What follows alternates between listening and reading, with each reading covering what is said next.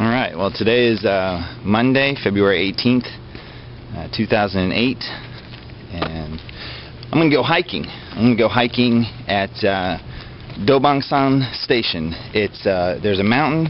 It's maybe 15 minutes walk, and the entrance to the park is about that far from that train station. I'm leaving from Camp Hovey.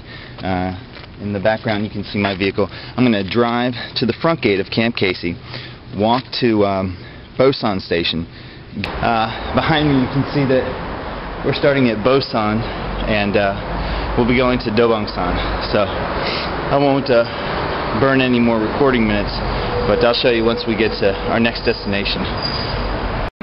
I exited Dobongsan and was excited to get to the entrance of the park, so I didn't film us getting off there. But anyway, I'm in the little town just before the park, and I'll get some more footage once we get to the entrance. It's really beautiful here. Okay, essentially we're at the park entrance, and you can see behind me, and I'll pan the camera there in just a moment, a map of this Dobongsan area of Bukhansan. Well, just a couple hundred meters from where we started is the entrance, and the challenge I face is which way to go. I don't read Hangul, and the directions in the are written in Korean script, so it's convenient. I have a cell phone and some water, and my legs are fresh, so well, it's too early to be out of breath now, but maybe 150 meters from where we were, we come across this Buddhist temple and shrine. Very well maintained, lovely. Let me see if I can't pan around for you. You can see the mountain in the back, and again, really lovely. Alright, onward. Okay, well, that's the trail we're coming up from. I'll pan around slowly, and that's where we're going. Again, you can see the peak in the distance. You can see the sign that says Janbang Peak, 2.5K. It's probably I'm expecting an arduous 2.5 kilometers. What's amazing is, or different perhaps than the United States, is this requires a general level of fitness.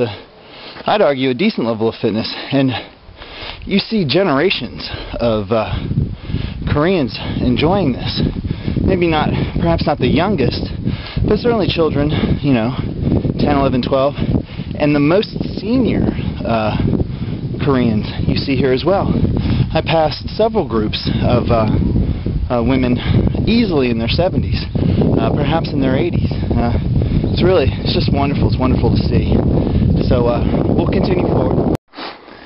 The ambiguity of the trail. Really, at this point, the trail just sort of devolved into a general direction upward.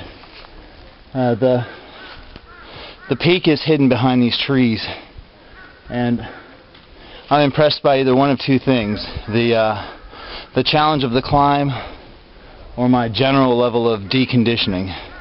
Perhaps it's a combination thereof. We'll continue. Again, some arbitrary. I'm a little hypoxic, can't make sense. I'm having to decide to go left or right, so I'm choosing the steepest ascent, and you can see these stairs go up, and that's the general direction of the mountaintop.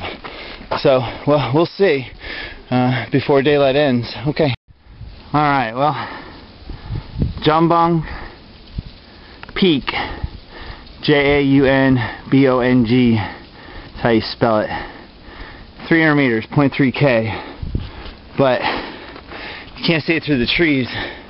I think that's straight line distance, like straight up, but we'll see. Alright, the last few meters to a rest, and then the final ascent. and very challenging. Again, I'm not a technical hiker, so I couldn't qualify the degree of challenge by technicality, but it's a steep climb. So, and people are passing me like I'm standing still, but thankfully I ate some humble pie this morning, so we'll continue. Well, this is the peak. The last, I don't know, 100 meters or so were, I would consider, technical.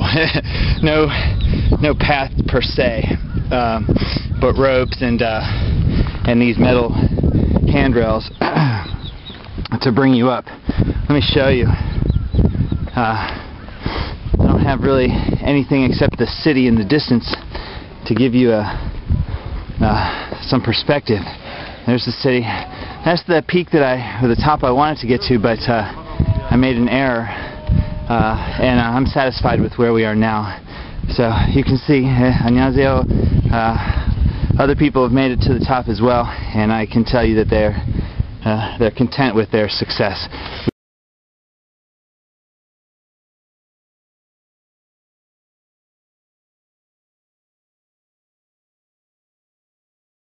I made it off the mountain, and I'm back where I started, and we're going to go through this little ville, if you will, and lots of specialty shops and mom and pop shops, and all geared around you know, the mountain. And so I'm sure it's cold. It's February 18th, and it's probably 30. It's freezing. It's probably 30, maybe 35 degrees Fahrenheit. So it's Monday. So it's not as crowded, but I am certain that in the springtime or in fair weather, this place is just hopping, and it's really set up for that. So I'll walk through. I need to get something to drink and maybe a bite to eat. I'll look for some kimbap, and I'll start recording again once we get to Dobongsan Station, so that you can see how to navigate from there back to Dongducheon. So I stopped at a little the food stand and little shop. There's a bunch of shops along the way, but I packed enough water to get me up and back, but I didn't pack enough to replenish, so this is a good place to stop. Excellent tangerines, really some of the freshest fruit at the oddest times, or perhaps it's not odd, it just seems odd to me because it's so cold, but wonderful strawberries, wonderful tangerines, seedless. Soju is this. It's like a half-proof vodka. There's no other way to describe it. It tastes like vodka, but it's not. It's about half as strong. So anyway, I'm en route back through the little food court area to Dobongsan Station, and I'll show you once we get there. It got really cold, so we'll walk this way. You see all the little food stands, and you know, the mountains are really on either side of us. They're just beautiful. You can see the traffic. So we'll cross the street and go into Dobongsan Station. That train's going the opposite way. That direction is south, and we need to go north. So, well, that's it for the adventure, and I had a really good time, and put this video together, and see how it goes. Alright, love you, bye.